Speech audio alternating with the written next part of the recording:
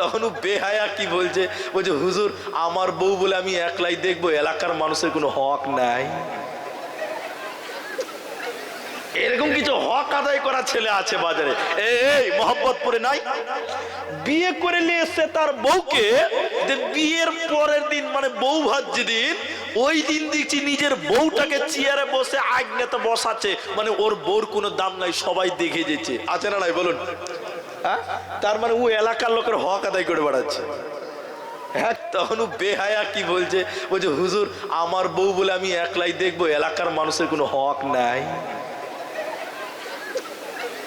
এরকম কিছু হক আদায় করা ছেলে আছে বাজারে। এই মোহাম্মদপুরে নাই, বিয়ে করে নিয়ে এসছে তার বউকে, বিয়ের পরের দিন মানে বউ ভাত যেদিন, ওই দিন দেখছি নিজের বউটাকে চেয়ারে বসে আগ্নেতে বসাচ্ছে, মানে ওর বউর কোনো দাম নাই, সবাই দেখে যেছে। আছে না নাই বলুন? হ্যাঁ, তার মানে ও এলাকার লোকের হক আদায় করে বেড়াচ্ছে। হ্যাঁ কিনা বলুন আপনারা? বিলকুল হারাম, এই কাজ করবেন না। আরে শরম লাগে না? নিজের বউটাকে বসিয়ে দিয়েছেন।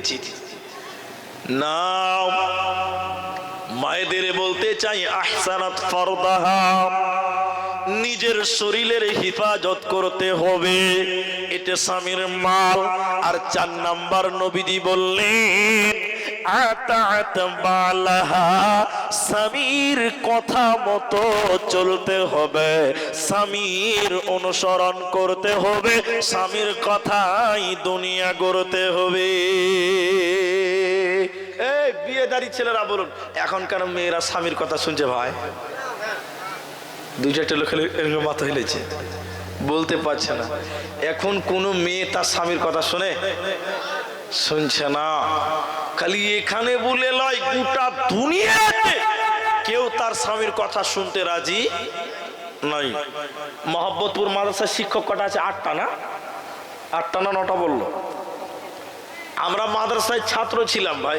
আচ্ছা আপনাদের কি বিরক্ত লাগছে গো? তো আমরা মাদ্রাসার ছাত্র, হেড মুলবি তো আমরা ছোট, হেড মাওলানা আমাকে বলছে চ, আরো 2-3টা ছেলে বলছে চ, মনে করেন মোহাম্মদপুর মাদ্রাসা, চ আদায় করতে যেতে হবে। এবার গ্রামে গেছে আদায় করতে, তো মুলবিরা তোর গেটে হাত দিবে না, তালবিলিমে হাত দিবে। এবার আমরা বাচ্চা তালবিলিম, মানে আমাদের ব্যবহার হচ্ছে। এবার আমরা যে গেটে আওয়াজ দিছি, গেটে বাড়ি দিয়েছি, ভেতর থেকে বেরিয়ে এলো, বেরিয়ে এসে বলছে কে? তো হেড মাওলানাকে সবাই চিনে কি না? ও মৌলভী সাহেব আপনি এসছেন, কি ব্যাপার? তখন বলছে যে আমরা মোহাম্মদপুর মাদ্রাসা থেকে এসছি, তো আমরা আদায় করতে। কথা বুঝলেন? তখন ছেলেটা কি বলছে জান, এদিকে তাকান, এদিকে তাকান। ছেলেটা বলছে মৌলভী সাহেব আদায়? তা বলছে হ্যাঁ আদায় এসেছে, কত কি লিখবো তোমার নামে চেক কাটবো। তখন ছেলেটা বলছে মৌলভী সাহেব একটু থামো, আমি একটু বাড়ির ভিতর থেকে আসি। ছেলেটা তাড়াতাড়ি বাড়িতে গিয়ে ওর বউ কি জিজ্ঞাসা করছে, হেড মুলবি এসে ক টাকা লিখবো কি? নাই, এরকম ছেলে নাই। ওর বউ যদি 10 টাকা বলে তো 10 টাকা, আর বউ যদি বলে তো 1000 টাকা তো 1000 টাকা। আচ্ছা বলুন এই ছেলেটাকে বাংলাতে কি বলে ভাই? বউ পাগলা। আরে ও তো নিজের ভাষা বলা যাবে না। এখন কোন মেয়ে তার স্বামীর কথা শুনে না, বরং স্বামীরাই এখন বিবির কাছে কাবু হয়ে গেছে। হ্যাঁ কিনা বলুন? এরা কথা বলছে না, মানে বিয়েই তো করে না, তুই কি জানবে? হ্যাঁ অবশ্যই কথাই সত্য। আরে আপনাদেরকে কত শোনাবো। আমি যে মাদ্রাসায় পড়েছি ওই মাদ্রাসার হেড মাওলানার কাছে একটা খ্যাপা এসে লুঙ্গি আর গলায় গামছা দিয়ে 11টার সময় চলে এসে, বিরাট বড় মাদ্রাসা, এসে বলছে মাওলানা সাহেব। হেড মাওলানা বলছে কি হয়েছে রে? এটার তাবিজ দিতে হবে। কিসের তাবিজ দিবি রে? বলছে কিসের তাবিজ? বউ কথা শুনছে না। কিসের তাবিজ বলুন? সাংঘাতিক তাবিজ। তো হেড মুলবি রেগে গিয়ে বলছে চল চল ভাড়া মাদ্রাসা থেকে ভাড়া। খ্যাপা বউ কথা শুনছে না, তাবিজ দিতে এসে শালা গাধা কোথাকার। যা 3 দিন পর মাদ্রাসা আসবে, তোকে তাবিজ দেবো যা। আমাকে বলছে, আমাদেরকে বলছে ও খ্যাপাকে তাড়িয়ে দিয়েছি, চলে যাবে, ভুলে যাবে। আচ্ছা আপনারা বলুন ও খ্যাপা ভুলবে? আপনারা বলুন ভুলবে? ওদের যে খালি 3 গুনছে, 3 দিন পর তাবিজ বানবো তো বউ আবার নতুন বাসুর করবে, এর চেয়ে আনন্দ কি আছে? হেড মুলবি ভুলে গেছে কিন্তু খ্যাপা ভুলবে? 3 দিন পর মাদ্রাসার মাঠে মিটিং হয়েছে, কেসিআর, সেক্রেটারি, সভাপতি, হেডমাস্টার সবাই আছে। ও নামাজের টাকানি পরে দিব, বড় দান করেছিলাম জালসাদি, এটা আগে লাও। আল্লাহ বলবে তাহলে তুই জাহান্নামে চলে যা।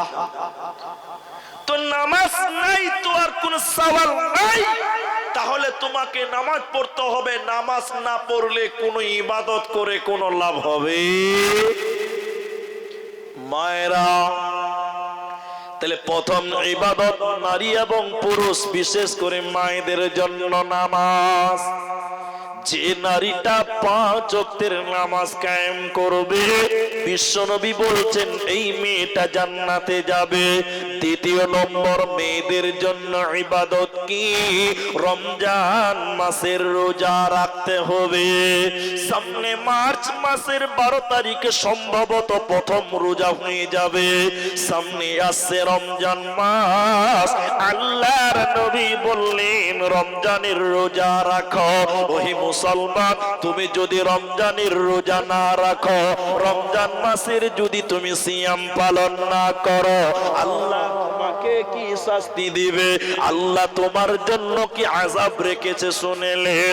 এজন্য আল্লাহ তাবারাক ওয়া তাআলার নবী বললেন, নারী রে, রমজানের রোজা রাখতে হবে, তাহলে তোমাদের জান্নাতের ব্যবস্থা হবে, কোনো চিন্তা হবে না। আর যদি কোনো নারী রমজান মাসে রোজা না রাখে, আল্লাহ তাহলে তাকে জাহান্নাম দেবে। বলে কেমন জাহান্নাম দিবে শুনেলেন। আল্লাহর নবী নবীজিকে জাহান্নাম দর্শনের জন্য নিয়ে যাচ্ছেন। দুটি ফেরেশতা নবীজিকে জাহান্নাম দেখাবার জন্য নিয়ে যাচ্ছিল। নবীজি বলছেন, আমি যখন যেতে লাগলাম, যেতে যেতে যেতে যেতে জাহান্নামের ভিতর থেকে হঠাৎ যেন কান্নার আওয়াজ ভেসে আসলো। কারা যেন কান্নাকাটি করছে, বিকোয়াট আওয়াজ করছে, আর্তনাদ করছে। আমি কান্নার আওয়াজ শুনতে পেয়ে বললাম, জিবরাইল আমিন, তুমি বলো মান হাউলাই, এরা কারা? জাহান্নামের ভিতরে কেন তারা কান্নাকাটি করেছে? জিবরাইল তুমি বলো। জিবরাইল বলেন, আল্লাহর নবী গো, আপনি আরো আগে চলুন, আপনাকে জাহান্নামের ব্যাপারে বলবো। নবীজি বললেন, জাহান্নামে আগিয়ে দেখতে লাগলাম। আমি বাহির থেকে জাহান্নামটা দেখলাম। জাহান্নামের ভিতরে কিছু মানুষকে ওদের পা গুলোকে আকাশের দিকে বেঁধে রেখেছে, আর তাদের মাথা মুখমণ্ডল যেন মাটির দিকে রয়েছে। পা গুলোকে আকাশের দিকে জাহান্নামে বেঁধে রেখেছে, আর তাদের মাথা মুখমণ্ডল যেন জমিনের দিকে, অর্থাৎ উল্টো করে রেখে দিয়েছে। ওদের মাথা মাটির দিকে ঝুলার কারণে ওদের মুখগুলো ফেটে ফেটে নাক মুখ দিয়ে যেন রক্ত পড়ছে। নবীজি বললেন, আমি থাকতে না পেরে বললাম, জিবরাইল আমিন, তুমি বলো মান হাউলাই, এরা কারা? কেন জাহান্নামে তাদেরকে উল্টো করে টাঙিয়ে রাখা হয়েছে? তুমি বলো, কেন তাদের মুখগুলো ফেটে ফেটে জাহান্নামে রক্ত পড়ছে? তুমি বলো। জিবরাইল আমিন বলেন, ইয়া রাসূলুল্লাহ, দয়ার নবী গো, শুনিলেন এরা কারা, এদের অপরাধটা কি শুনুন।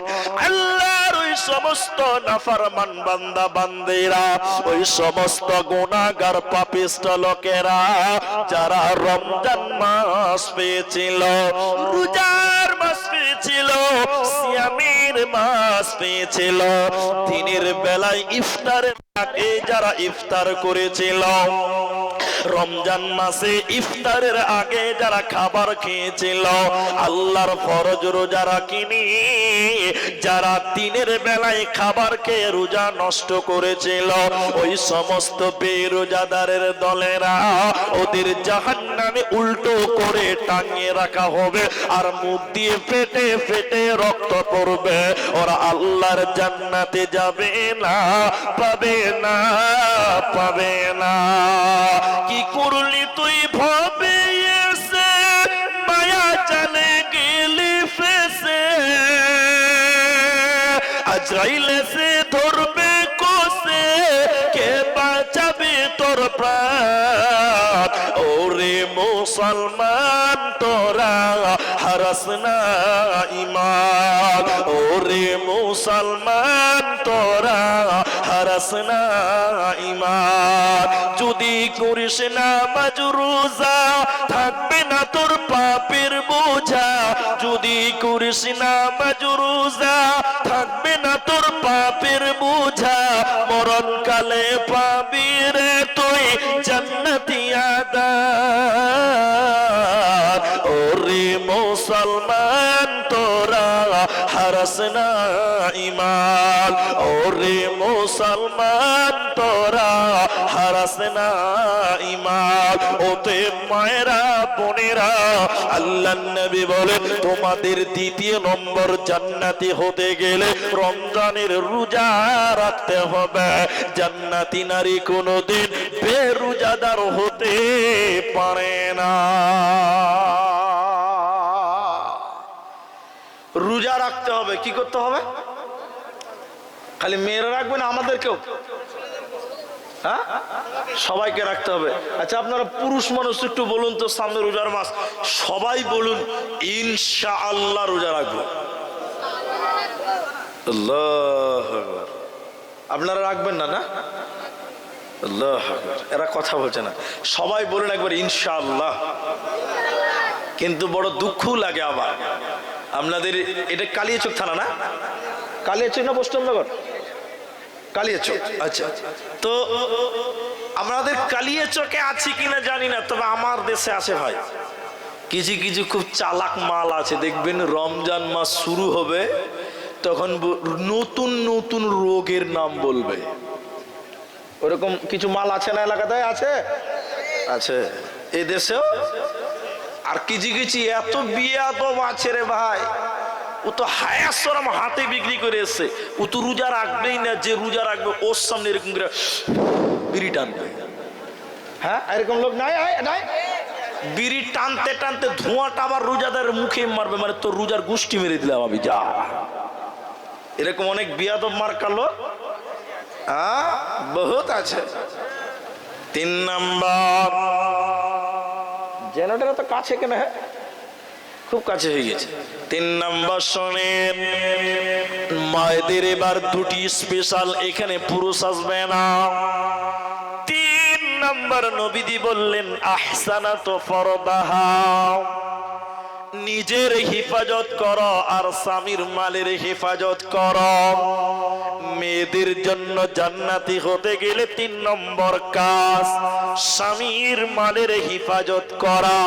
স্বামীর মাল 3টা, স্বামীর টাকা পয়সা স্বামীর মাল, স্বামীর সন্তানাদি স্বামীর মাল। শুধু তাই নয়, তোমাকে যে বিয়ে করেছে মোহর দিয়ে, তাহলে তোমার দেহটাও স্বামীর সম্পদ। দেহটা কার সম্পদ? আমি আমার স্ত্রীকে বিয়ে করেছি, আমার স্ত্রীর দেহটা আমার। ওটা সম্পদ কার? পুরুষের। হ্যাঁ কিনা বলুন আপনারা?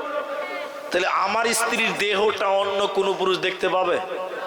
দেখতে যেন না পায়, এই জন্য নারীরা তাদের নিজের বডির হেফাজত করবে, তার মানে তার স্বামীর মালের হেফাজত করা হয়ে যাবে। কিন্তু এখন বলুন, আমি কোন একদিন কালিয়াচকের বাজারে এসেছিলাম ঈদের আগে, রমজান ঈদ কিংবা কোরবানির ঈদ আমার মনে আসছে না। 5 তলা মসজিদের গলিতে ছিলাম, কোনো বাজার করছিলাম। এত ভিড়, 100টার ভিতরে 75টাই মেয়ে। 75টা কি মেয়ে? আমি কথা ভুল বললাম? 100টার মধ্যে 75টা মেয়ে বাজার করছে কালিয়াচকের বাজারে। আপনি একবার পরীক্ষা করবেন, ঈদের মার্কেটের কথা বলছেন।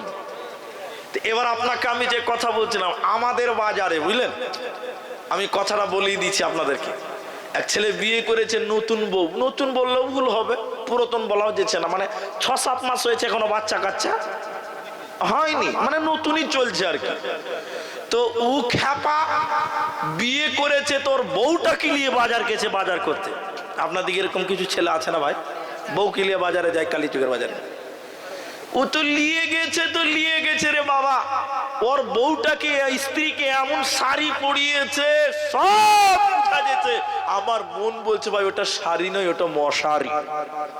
ওটা কি? সব বুঝে যাচ্ছে। আর গোটা বাজারের ছেলেরা খালি ওর বউর দিকে তাকাইছে আর মিট মিট করে হাসছে। আচ্ছা, হাসবে কি হাসবে না? দোষ কার? আমি যদি চিনির বস্তাটা খোলা রেখে দিই তো 2-4টা পিঁপড়া বসবে, বসবে কি বসবে না? তো দোষ কার? যে খোলা রেখেছে তার দোষ। এবার সবাই দেখছে, তা আমরাও দেখছি, আমরা মুলবি মানুষ, তো আমরা তো চোখ আর আসমানে ভরে আসতে পারিনি, চোখ তো আমাদেরকে আল্লাহ দিয়েছে। তো থাকতে না পেরে ওই ছেলে খ্যাপাকে বললাম, এই খ্যাপা, ওর বরটাকে বলছে, রে গাধা ভেড়া, একটা চাদর টাদর কিনে তোর স্ত্রী গায়ে দে, গোটা বাজারের লোক দেখছে, শরম লাগছে না তোকে?